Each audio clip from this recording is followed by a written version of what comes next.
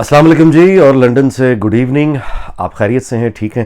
آپ کو علم میں ہوگا کہ میں کچھ دن پہلے مہینہ پہلے شاید یہ گزارش کر رہا تھا کہ جن معاشروں میں یعنی گاڑی بنی مثال کے طور پہ یا موٹر سائیکل بنی، انجن بنا، وہ چونکہ بنا یہاں ہے، یورپ میں بنا، تو لہٰذا اس کی تہذیب اور اس کا استعمال اور اس سے جڑے ہوئے ٹریفک لاز، یہ پوری سویلائزیشن ہے نا. گاڑی اگر آپ دیکھیں تو صرف ایک چلنے کی سواری نہیں ہے، اس کے ساتھ ایک پوری انڈسٹری، پورا کلچر، پوری سویلائزیشن اس کے ساتھ جڑی ہوئی ہے. تو چونکہ یہاں پہ یہ ٹیکنالوجی ایجاد ہوئی، انجن ایجاد ہوا، گاڑی بنی، تو اس کی مینٹیننس، اس کو چلانا، اس کے لاز، وہ بھی انہی لوگوں کو، انہی اقوام کو آتے ہیں.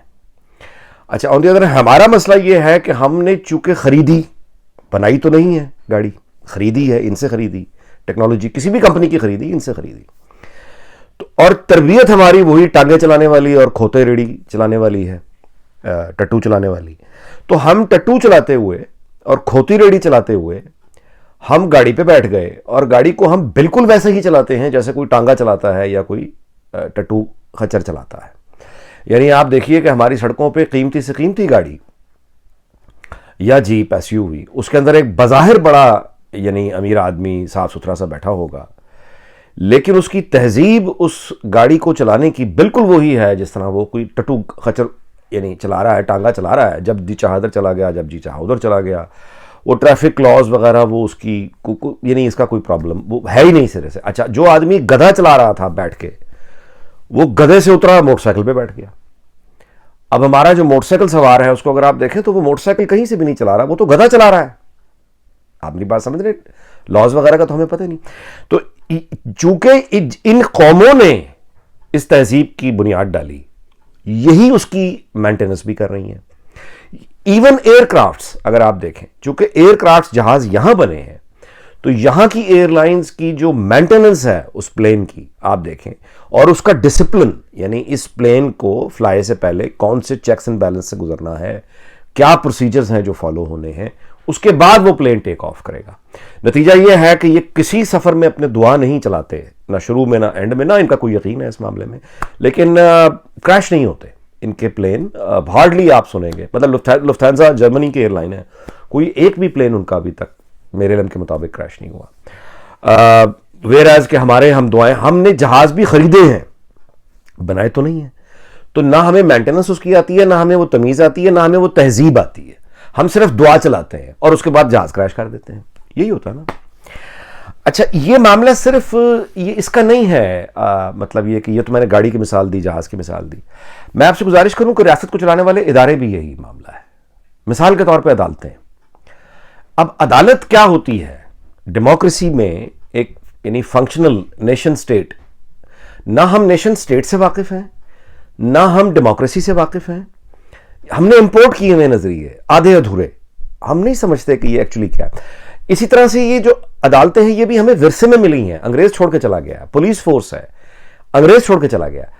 انگریز نے یہ عدالتیں اور یہ پولیس اپنی کالونی پر قبضہ جمانے کے لیے، ناجائز قبضے کو جائز بنانے کے لیے، اس نے اس پورے ڈھانچے، یہ بیوروکریسی کا، جس کو سٹیل کہتے ہیں نا، یہ ایک فریم آف سٹیل فریم جو انگریز نے بنایا تھا. یہ بیوروکریسی، یہ عدالتیں، فوج، پولیس، ریونیو کا محکمہ، یہ سارے کے سارے، کسٹم، یہ سارے ایک قابض، جیسے کہنا چاہیے ناجائز قابض حکمران نے اپنے ناجائز اقتدار کو جائز بنانے کے لیے، اکثریت کو دباؤ میں رکھنے کے لیے یہ سارا نظام ڈیزائن کیا تھا.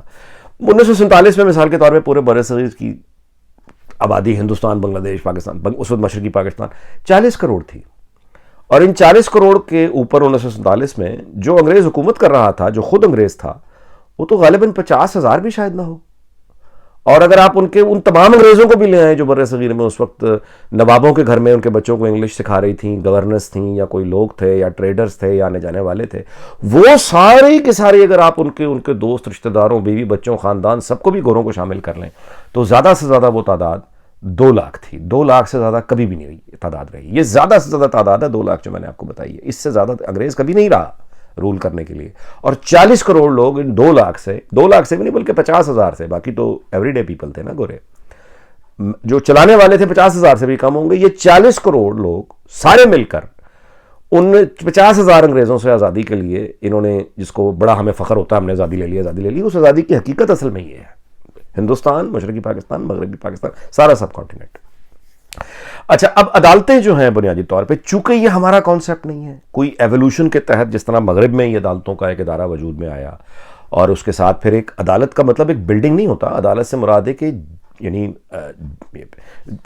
وکلاء, بینچ اور آپ کی ججز obviously, اور پھر عدالت کا پورا ایک سٹاف ہوتا ہے جج کے ساتھ, کلریکل سٹاف, ایڈمنسٹریٹو سٹاف.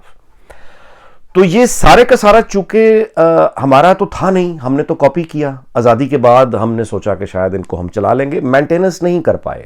یعنی جس طرح ہم اپنی گاڑی کی مینٹیننس نہیں کر پائے, ڈیموکریسی کی مینٹیننس نہیں کر پائے, جہاز کی مینٹیننس نہیں کر پائے, ریلوے تک کی ہم مینٹیننس نہیں کر پائے. ریلوے انگریز ہمیں دے کے گیا تھا, ہم نے اس کو ایکسپینڈ نہیں کیا, صرف تباہ کیا. تو عدالتوں کا بھی میں آپ سے یہ گزارش کر رہا تھا کہ یہ چونکہ آپ دیکھیے جج جو ہوتا ہے, یہ توہین عدالت جو ہمارا کنٹیمپٹ آف کورٹ ہے, وہ کنٹیمپٹ آف کورٹ ہمارے ہاں جو تصور ہے وہ جج کی ذات سے جڑی ہوئی معاملات ہیں. یعنی آپ نے جج ایک فرد ہے, اس کا مذاق اڑا دیا, اس کو کچھ کہہ دیا, تو یہ توہین عدالت ہو گئی. حالانکہ یہ اس ملک میں, برطانیہ میں, یہ توہین عدالت نہیں ہے. آپ جج کے یعنی نام لے کے جو جی چاہے آپ ان کا مذاق اڑا سکتے ہیں. کامیڈینز جہاں مطلب ان کا مذاق اڑاتے ہیں, پریس میں ان کی ذات کردار بحث میں آتا ہے. یعنی جج جو ہے وہ کوئی یوں کہیے سپر مین نہیں ہے. جج کوئی اینگری ینگ مین نہیں ہے. جج کوئی بیٹ مین نہیں ہے. جنگ کوئی مولا جٹ نہیں ہے. جج کوئی خدا کی طرف سے اپنے آپ کو نمائندہ نہیں سمجھتا کہ وہ ساری سوسائٹی کی باقی ہر ادارے کو اس نے جوتے کی نوک پر رکھنا ہے اور ڈنڈا ہاتھ میں رکھنا ہے. یعنی یہ تصورات یہاں نہیں ہیں. اب ہمارے ہاں کا معاملہ آپ یہ دیکھ لیجئے کہ از خود نوٹس مثال کے طور پہ ہوتے ہیں. یہ کسی ایک جج, کسی ایک دور کی بات نہیں ہے, تھرو آؤٹ ہماری ہسٹری. آپ دیکھ لیجئے کہ از خود نوٹس ہمیشہ عوام کے خلاف ہوگا, عوام کے نمائندے کے خلاف ہوگا. ہماری عدالتیں آپ کو بظاہر یہ نہیں, یہ جج باز نہیں آتے, یہ آپ کو کبھی کراچی میں پولوشن کے پیچھے پڑے ہوئے نظر آئیں گے کہ میں پولوشن ٹھیک کروں گا. کبھی یہ آپ کو جج جو ہیں یہ فارن پالیسی میٹرز میں بولتے ہوئے نظر آئیں گے, اور یہ ایک یعنی آپ اندازہ لگائیں کہ وہ یوسف رضا گیلانی کو افتخار چودھری کہہ رہا تھا کہ تو اپنے پریزیڈنٹ کے خلاف سوئس اتھارٹی کو خط لکھ. اب اس معاملے میں جج کا کیا یعنی رول ہے؟ لیکن چونکہ ہم نے عدالت بنائی نہیں, وہ نظام ہم نے تو نہیں بنایا ہوا, ہمیں کوئی اور دے گیا, تو ہم نے اس کا حال بالکل وہی کیا جس طرح ہم گاڑی کا حال کیا. گاڑی خریدی اور کھوتی ریڈی بنا کے چلا رہے ہیں, ٹانگا بنا کے چلا رہے ہیں. موٹر سائیکل خریدی لیکن ایکچولی گدھا چلا رہے ہیں. تو ہم نے عدالت انہیرٹ کی, لیکن اصل میں ہم یہ کھوتی ریڈی چلا رہے ہیں, ٹانگا ہی چلا رہے ہیں. مطلب اس کو آپ پنچایت کہہ لیجئے, اس کو آپ چودھری کی ایک مجلس کہہ لیجئے, کوئی ٹرائبل سوسائٹی میں جیسے کوئی کونسل آف ایلڈرز ہوتی ہے نا, بڑے علماء کی, کوئی یہ وہ کردار ہے. یعنی آپ اندازہ لگائیں کہ یہ لوگ مطلب جیسا میں نے آپ کی ڈیم بنانے کے لیے دیکھا نا, ایک جج کھڑا ہو گیا کہ میں نے ڈیم بنانا ہے, اور ڈیم کے لیے اس نے فنڈز لینے شروع کر دیے. اب یہ بات یہاں کے کسی وکیل سے اگر آپ بات کریں تو وہ پہلے تو حیرت سے دیکھتا رہے گا, کسی جج سے بات کریں تو وہ ماننے سے انکار کر دے گا. ظاہر ہے کہ وہ جانتے ہیں, خبریں یہاں بھی آتی ہیں, لیکن وہ ہمارے ججز اور ہمارے عدلیہ کا ذکر جس طرح یہاں بار اینڈ بینچ, یہاں جو وکلاء کے یا ججز کے, وہ ہمارے عدلیہ یا اس کو نظام کو یورپ میں رہنے والے وہ بالکل ایسے ہی دیکھتے ہیں جیسے آپ میوزیم میں جا کے آج مثال کے طور پہ 2000 سال پرانی کوئی چائے بنانے کا کوئی برتن دیکھتے ہیں کہ اچھا پہلے یہ ہوتا تھا. اسی حیرت سے یہ دیکھتے ہیں کہ اچھا یہ کہنے کو تو جوڈیشری ہے, اچھا وہ بھی جج ہیں, ہم بھی جج ہیں. کمپیریزن اس لیے ان کا یہاں پہ انٹرسٹنگ ہو جاتا ہے نا کہ یہ ایک جوڈیشری چھوڑ کے آئے تھے, ان کے آباء و اجداد, ایک ریلوے چھوڑ کے آئے, نظام چھوڑ کے آئے, تو یہ اب اس کو دیکھتے ہیں, کمپیئر کرتے ہیں کہ انہوں نے کیا اس کا حال کر دیا اور ہم کہاں.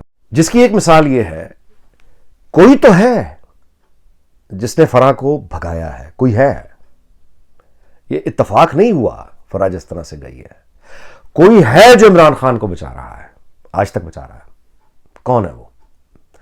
کوئی ہے جو ARY کے یہ جو رنگ باز مسخرے مداری, یعنی یہ ابھی تک بکواس کر رہے ہیں, باقی سکرینز پر بھی بکواس جاری ہے, فوج کے خلاف بھی بکواس جاری ہے. کوئی تو ہے جس کو روزے رسول کی توہین سے زیادہ عمران خان پسند ہے. کوئی ہے, وہ مسکرا رہا ہے. کوئی ہے جو مسکرا رہا ہے. وہ کون ہے؟ اصلی مجرم وہ ہے آج کی سچویشن.